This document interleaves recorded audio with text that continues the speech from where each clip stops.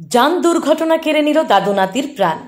একের পর এক যান দুর্ঘটনা ঘটে চলেছে। ভয়াবহ যান দুর্ঘটনা কেড়ে নিল দাদু এবং নাতির প্রাণ। গুরুতর আহত হয়েছেন আরো 3 জন। রক্তাক্ত হলো চরিলামের জাতীয় সড়ক। আবারও যান দুর্ঘটনা, মৃত্যু হলো দাদু ও নাতির, রক্তাক্ত হলো রাজপথ।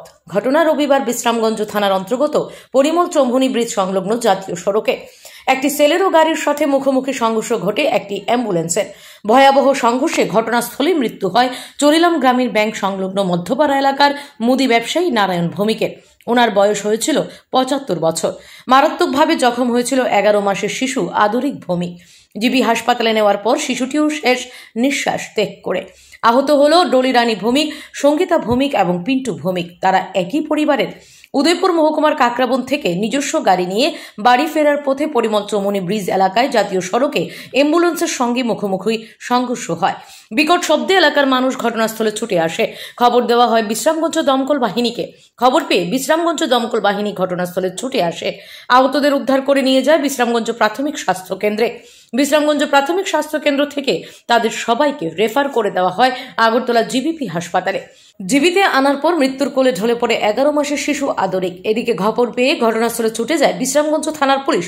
ওসি সুবিমল দেবনাথ আহতদের অ্যাম্বুলেন্সে তুলে নিয়ে দুর্ঘটনার স্থলে গিয়ে জাতীয় সড়ক থেকে অ্যাম্বুলেন্স এবং সেলেরো গাড়িটিকে বিশ্রামগঞ্জ থানায় নিয়ে যাওয়ার ব্যবস্থা করেন।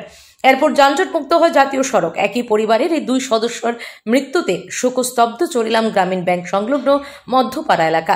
খবর পেয়ে গোটা গ্রামের মানুষ ছুটে আসে তাদের বাড়ির সামনে।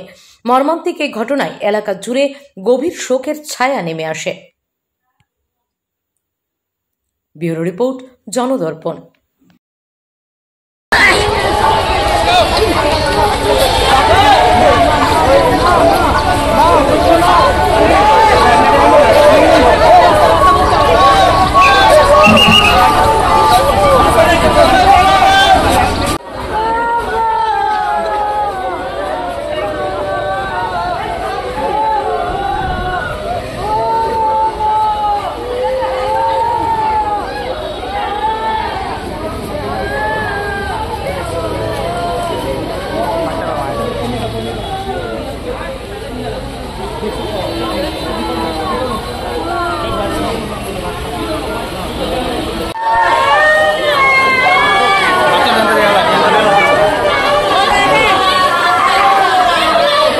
কালকে চলিলাম যে অ্যাক্সিডেন্ট হয়েছে, কীভাবে হয়েছে?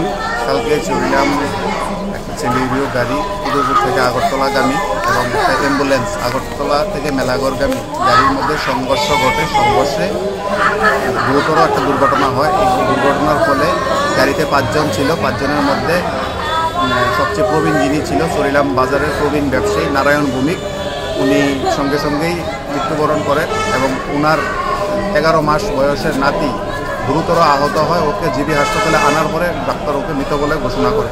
পরবর্তীতে গাড়িতে থাকা আরও 3 জন, নারায়ণ ভৌমিকের ছেলে পিন্টু ভৌমিক ও পিন্টু ভৌমিক, নারায়ণ ভৌমিকের ওয়াইফ পিন্টু ভৌমিকের মা এবং পিন্টু ভৌমিকের স্ত্রী, তাদেরও পরবর্তী সময়ে জিবি হাসপাতালে স্থানান্তর করা হয়। জিবি হাসপাতালে ওদের অবস্থা খুবই ভয়াবহ পরিস্থিতি। পিন্টু ভৌমিককে হয়তো বহিরাজ্যেও নিয়ে যাওয়া প্রয়োজন। এখন জিবি হাসপাতাল থেকে পোস্টমর্টমের পর বটতলা মহাশ্মশানে সৎকারের জন্য দাদু নাতির বডি আনা হয়েছে।